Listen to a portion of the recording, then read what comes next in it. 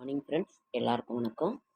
இன்றைக்கி வந்து செவ்வாய்க்கிழமை 18ஆம் தேதி 18/6/2024 செவ்வாய்க்கிழமை, ஜூன் மாதம் 18ஆம் தேதி, குரோதி வருடம் ஆனி மாதம் 4ஆம் தேதி. ஏகாதசி திதி வந்து காலையில் 6 வரைக்குமே இருக்குது. அதுக்கப்புறம் தான் துவாதசி திதி. இன்றைக்கு ஏகாதசி விரதம் இன்றைக்கி காலையில் 6 மணி வரைக்குமே. ஒருத்தர் நேற்று விரதம் இருப்பாங்க, ஒருத்தர் வந்து இன்னைக்கு விரதம் இருப்பாங்க. துவாதசி சர்வ ஏகாதசி. மதுரை ஸ்ரீ மீனாட்சி சுந்தரர் திருப்பரங்குன்றம் ஆண்டாள் ஊஞ்சலில் எழுந்தருள தியாகி கக்கன் வந்து பிறந்த நாளாம். சூரிய உதயம் வந்து 5:54, மிதுன நாளிகை 4:45, திதி வந்து துவாதசி திதி. நல்ல நேரம் காலை 7:30 to 8:30, மாலை 4:30 to 5:30. கௌரி நல்ல நேரம் காலை 10 to 11, மாலை 7:30 to 8:30. பரிகாரம் வந்து பால் இன்னைக்கு.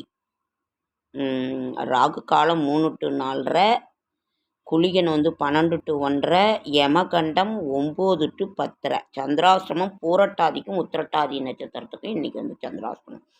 பூரட்டாதி உத்திரட்டாதி நட்சத்திரத்துக்கு இன்றைக்கி வந்து சந்திராசிரமம். இன்றைய கிரக நிலவரம்: மேஷத்தில் செவ்வாய், ரிஷபத்தில் குரு, மிதுனத்தில் சூரியன் புதன் சுக்கிரன், கன்னியில் கேது, கும்பத்தில் சனி, மீனத்தில் ராகு. இன்றைய ராசி பலன்கள்: மேஷம் கவனம், ரிஷபம் கஷ்டம், மிதுனம் சுகம், கடகம் பரிவு, சிம்மம் கவலை, கன்னி தாமதம், துலாம் லாபம், விருச்சிகம் அலைச்சல், தனுசு விவேகம், மகரம் வரவு, கும்பம் முயற்சி, மீனம் நன்மை. நாளை விசேஷங்கள் என்னன்னு பார்க்கலாமா? நாளைக்கு வந்து பிரதோஷம். நாளைக்கு வந்து முக்கியமான இது வந்து நாளைக்கு வந்து பிரதோஷம்.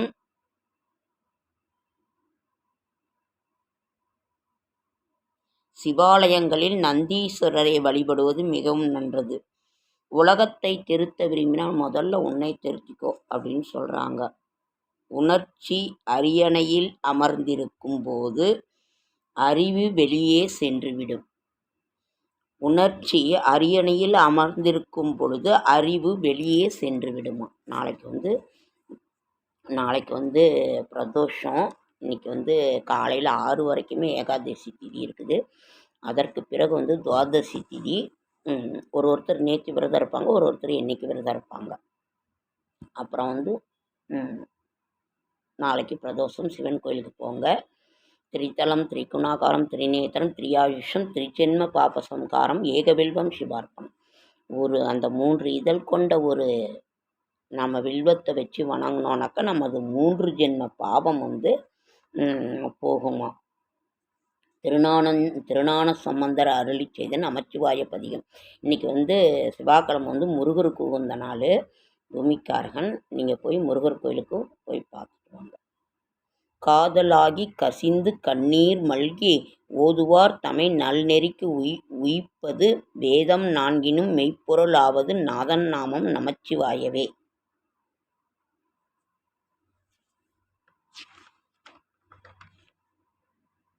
திருநாவுக்கரசர் அருளிய நமச்சிவாய பதிகம். சொற்றுணை வேதியன் ஜோதி வானவன் பொற்றுணை திருந்து அடி பொருந்தக் கைதொழக் கற்றுணை பூட்டியோர் கடலில் பாய்ச்சினும் நற்றுணை ஆவது நமச்சிவாயமே.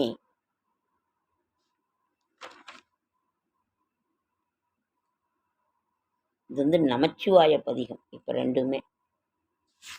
அதனால் வில்வாஷ்டகம், சிவாஷ்டகம் எல்லாமே இருக்குது. நீங்கள் ஒன்று போய் சாமி தரிசனம் பண்ணிட்டு வாங்க. வீட்லேயே கூட நீங்கள் விளக்கேற்றி நீங்கள் வந்து சாமி கும்பிடலாம்.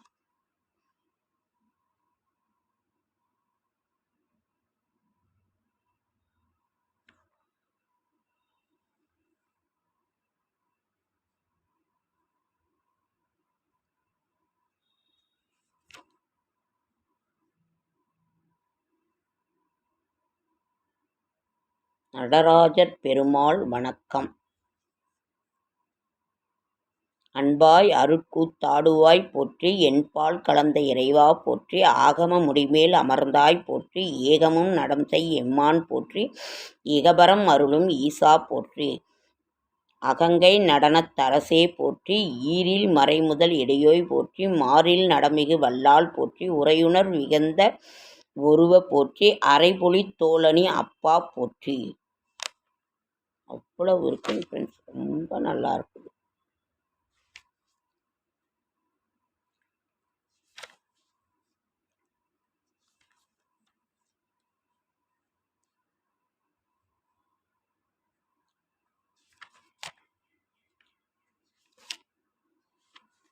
இன்னைக்கு முருகப்பெருமானோட வணக்கம் இருக்கு.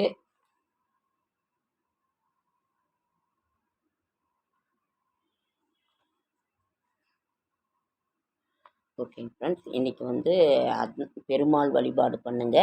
போய் பெருமாள் கோயிலுக்கு போனீங்கன்னாக்கா துளசி வாங்கி கொடுங்க. பெருமாளுக்குரியது அதுதான். அதே மாதிரி நம்ம கடன் பிரச்சனையிலேருந்து மீளணும். நான் ஏற்கனவே பதிவுகள் கொடுத்துருக்கேன். மீளணும் அப்படின்னா பிள்ளையாருக்கு அருகம்புல் சாற்றி வழிபாடு பண்ணுங்க. நாங்கள் ஏற்கனவே சொல்லியிருக்கேன், கல்யாணம் ஆகணுன்னாக்கா 2 பிள்ளையாரை போய் பார்க்கணும். 2 பிள்ளையாருக்கு ஒரு இருக்கிற கோவிலில் பாருங்கள், அப்படி இல்லைனா 2 கோவிலில் போய் 2 பிள்ளையார் பாருங்கள். கடன் பிரச்சனை தீரணுன்னா அருகம்புல் வழிபாடு தான். அருகம்புல் வச்சு வழிபாடு பண்ணுனாக்கா நமக்கு இதாகும். ஓகே ஃப்ரெண்ட்ஸ், என்னோடய ஷார்ட்ஸ் வீடியோ பார்க்குற அனைவருக்கும் என்னோட மனமார்ந்த நன்றி. என்னோட லைக் பண்ணுங்கள், ஷேர் பண்ணுங்கள், கமெண்ட் பண்ணுங்கள், சப்ஸ்கிரைப் பண்ணுங்கள். என்னால் முடிந்த ஆன்மீக தகவலை நான் தரேன்.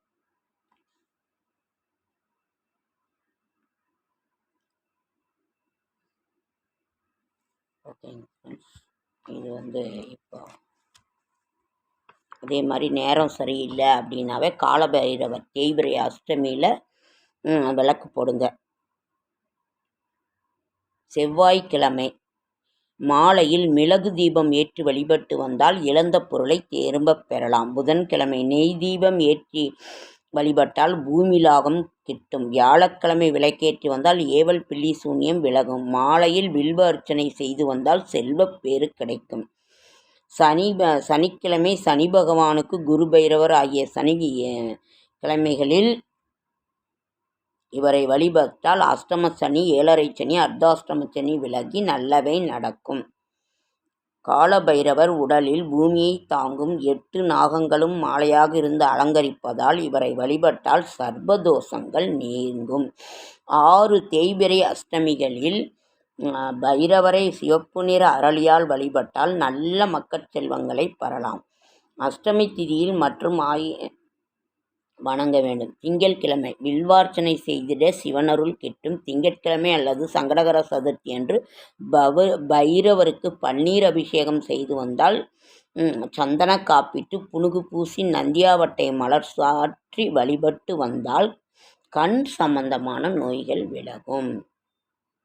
பைரவர் வழிபாடு ஞாயிற்றுக்கிழமை ராகு காலத்தில் ருத்ர அபிஷேகம் வடைமாலை சாற்றி வழிபட்டால் திருமணப் பேறு கிடைக்கும். கடன் வாங்கியும் வட்டியும் அசலும் கட்ட முடியாமல் தவிப்பவர்கள் ஞாயிற்றுக்கிழமை ராகு காலத்தில் ஸ்ரீ காலபைரவருக்கு முந்திரி பருப்பு மாலை கட்டி புனுகு சாற்றி வெண்பொங்கல் நைவேத்தியமிட்டு வழிபட்டு பிரார்த்தனை செய்தால் நலம் கிடைக்கும்.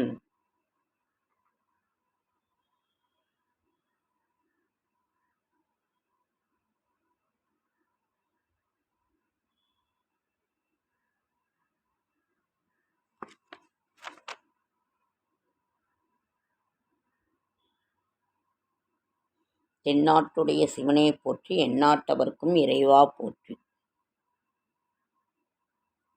சொர்ண பைரவரின் ரிஷி மூலம் சிதம்பரம். திருவண்ணாமலையில் சிவலோகியாக இருந்த நமச்சிவாயருக்கு உதவியவருக்கெல். ஓகேங்க ஃப்ரெண்ட்ஸ், லைக் பண்ணுங்கள், ஷேர். கரண்ட் போயிடுச்சு. லைக் பண்ணுங்கள், ஷேர் பண்ணுங்கள், கமெண்ட் பண்ணுங்கள், சப்ஸ்கிரைப் பண்ணுங்கள். என்னால் முடிந்த ஆன்மீக தகவலை தரேன். என்னோடய ஷார்ட்ஸ் வீடியோ பார்க்குற அனைவருக்கும் என்னோட மனமார்ந்த நன்றி.